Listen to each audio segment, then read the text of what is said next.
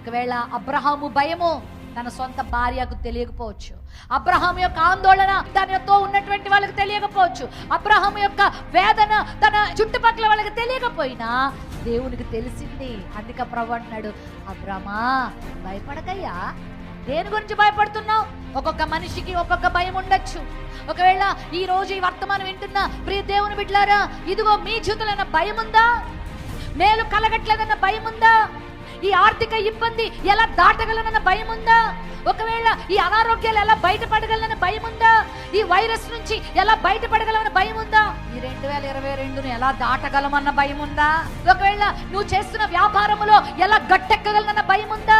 కుటుంబాన్ని ఎలా నడిపించగలను అన్న భయం నీలో ఉందా? మీరు భయపడాల్సిన అవసరం లేదు. హల్లెలూయా. ఎందుకంటే మన దేవుడు మనకు కేడమై ఉన్నాడు. The lord is my light and my strength. నా ప్రభు నాకు వెలుగై ఉన్నాడు, నా ప్రభు నాకు